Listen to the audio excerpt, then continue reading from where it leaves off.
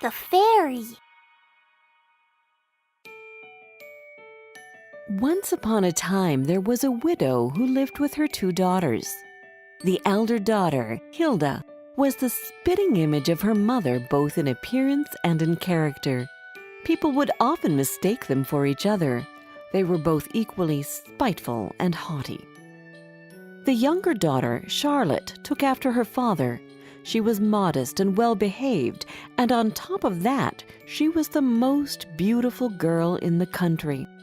This drove her mother crazy, and she hated Charlotte as intensely as she loved Hilda. She made the girl work from morning until long into the evening, and would make her eat her meals alone in the kitchen. One of the many duties that Charlotte had to do was to fetch water twice a day from a spring which was half an hour's walk from their house. One day, the poor girl was at the spring rinsing the water jug when suddenly an old lady came up to her and begged for some water to drink. "Of course, ma'am," Charlotte replied, and filled the jug with water from the cleanest part of the spring. Then the girl lifted the jug for the old woman to help her drink more easily. Charlotte didn't know that she was talking to a fairy who had taken the form of an old woman. When she had quenched her thirst, the fairy godmother spoke. "I have never seen a girl like you. You are both kind-hearted and polite, but also very beautiful. You deserve to be gifted for this. So from now on, every time you open your mouth to speak, a flower or a precious stone will fall out of your mouth." When she arrived home, her mother started scolding her for having taken so long bringing water. "Please, mother, forgive me, please do," Charlotte said quietly, and 2 roses, 2 rubies, and 2 diamonds fell from her mouth. "My child, what is happening? Are those diamonds that just came out of your mouth?" It was the first time she had referred to Charlotte as her child. "How did this even happen?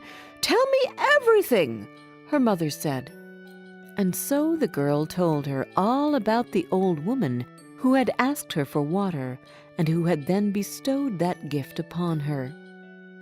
"If what you are saying is true, then your sister should go to the spring as well." Then she called the elder daughter. "Hilda! Come here at once and look what's coming out of your sister's mouth. Wouldn't you like to have the same gift as her? You should go to the spring and wait until some old woman asks you for water." "Are you sure you want me to work?" the spoiled girl asked arrogantly. "Am I sure? I am telling you that you are going to that spring and you are giving that woman water, and that's my final word. Now go and get the best jug we have and go. No, run to the spring," yelled her mother. Hilda took a silver jug and set off for the spring in a most unwilling manner. Just as she arrived at the place, a beautifully dressed young woman came out of the woods and approached the elder sister. "Can I have some water, please?" It was the same fairy who had appeared to Charlotte, but this time she had disguised herself as a princess. "Say what?" Hilda answered as rudely as she could. "Listen, madam, if you believe that I came all the way to this stupid spring so that your highness could drink, you are wrong. If you want some water, get it yourself." "You are not a very polite young girl, are you?" replied the fairy peacefully. "You don't deserve flowers and diamonds, but snakes and frogs to fall out of your mouth when you speak. So shall it be." The fairy cast her spell and went back into the woods. Hilda went home and her mother started asking her questions. "Did you see the fairy? Did she cast the same spell on you as she did on your sister? Answer immediately." "No, she didn't," replied Hilda angrily, and 2 frogs and a snake fell out of her mouth. "What is that? This is your sister's fault. I will get her now, and she will get what she deserves." She ran to find Charlotte, but the girl escaped into the woods where she sat and cried.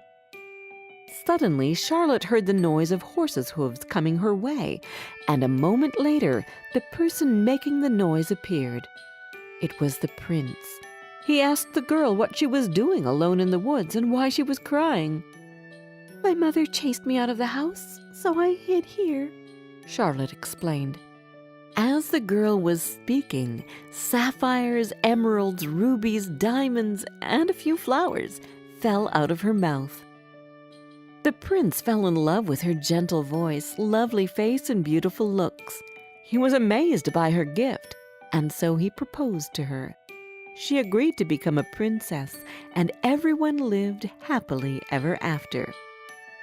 Everyone besides the elder daughter, who turned out to be so impossible to live with that her own mother drove her out of the house, and she wandered in the woods, spreading snakes and frogs wherever she went.